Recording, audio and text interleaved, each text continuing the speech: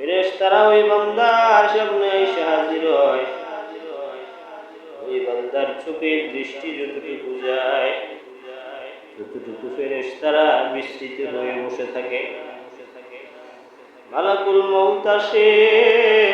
মালাকুল মউত আসার পরে ওই বান্দারে ডাক দিয়া বলে, হে অপবিত্র আত্মা, হে খবিস আত্মা, আল্লাহর ক্রোধের দিকে বের হয়ে আয়, আল্লাহর অসন্তুষ্টির দিকে বের হয়ে আয়। ওই নাফরমানের আত্মা তখন দেহের ভিতরে দৌড়াদৌড়ি করতে শুরু করে, দেহের ভিতরে দৌড়াদৌড়ি ছুটাছুটি করতে শুরু করে। ছুটাছুটি যতই করে আর যাবে কোথায়?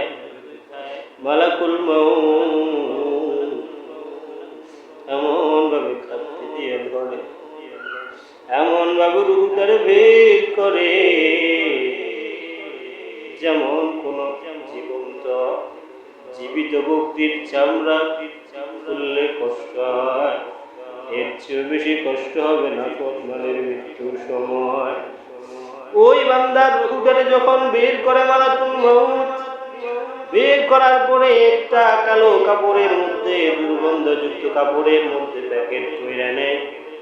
প্যাকেট কইরা নেওয়ার পরে ফেরেশতারা যখন সামনে অগ্রসর হতে থাকে, উপরে উঠতে থাকে, তখন যত ফেরেশতার সাথে দেখা হয় ফেরেশতারা জিজ্ঞেস করে, অপবিত্র খবিস আত্মা কার, খবিস রূহ কার? ফেরেশতারাও অশালীন ভাষায় জবাব দেয়, অমুকের পুত্র অমুকের। যখন প্রথম আসমানে যায়, প্রথম আসমানওয়ালারা জিজ্ঞেস করে, অপবিত্র আত্মা কার? অমুকের পুত্র অমুকের। তারা দরজা খুলে না, আসমানের ফেরেশতারাও দরজা খুলে না। উপর থেকে ঘোষণা করেন আল্লাহ তাআলা, হে ফেরেশতারা, এই বান্দার নামটা সিজ্জিনের মধ্যে লিখে দাও, সিজ্জিনের মধ্যে লিখে দাও, এবং বান্দার রূহটাকে জমিনে পাঠিয়ে দাও। কারণ ফেরেশতারা, আমি বান্দা মাটি থেকে বানাইছি, আমি আবার মাটিতেই ফেরত দিব, আবার মাটি থেকে বান্দাকে পুনর্জীবিত করব। ফেরেশতারা তখন রূহটাকে নিক্ষেপ করেন। ওই রূহটা ঈশা বান্দার কবরের মধ্যে গিয়ে পড়ে। কবরের মধ্যে গিয়ে পড়ার পরে বান্দার শরীরে রূহ দেওয়া হয়।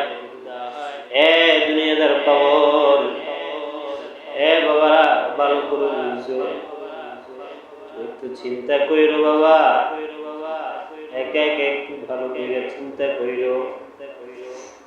দুনিয়াতে তো কতজনই আছে আশেপাশে, যখন বিপদে পড়ো কতজনই দৌড়ায় আসে, কিন্তু যখন তোমার কবরের মধ্যে রেখে আসবে, একটু চিন্তা কইরো, একা ঘরের মধ্যে একটা ঘুমাইতে বলে ভয় পাও। ওই কবরের মধ্যে যখন তোমার রেখে আসবে, বাবা, বন্ধু বান্ধব, আত্মীয় স্বজন তোমার কবরে নামাবে। কবরে নামাবে পরে বাঁশের চাবি দিয়ে তোমার উপরে মাটি চাপা দিয়ে দিবে। ওই মাটি চাপা দেওয়ার পর অন্ধকার, ওই ঘর, নাই কোনো বাতি, নাই কোনো বিছানা। এ বাবা, চতুর্দিকে মাটি, তোমার ডানেও মাটি, বামেও মাটি, সামনেও মাটি, পিছনেও মাটি, উপরেও মাটি, নিচেও মাটি। কোথায় যাবা তখন বাবা? দুনিয়ার জমিনে যে এত আরাম করে ঘুমাইছো, এত আরামে ঘুমাইছো, নরম বিছানা ছাড়া ঘুমাও নাই, নরম বালিশ ছাড়া ঘুমাও নাই। বলো বাবা, কবরে গেলে কই বাবা? কবরে গেলে নরম বালিশ কই বাবা? মাটির বালিশে তোমার ঘুমাইতে হবে। একা কবরে কেউ নাই। তখন কবরের মাটি এমন জোরে চাপ মারবে, কবরের মাটির চাপে পাথরের হাড্ডি ভেঙে চুরমার হয়ে যাবে।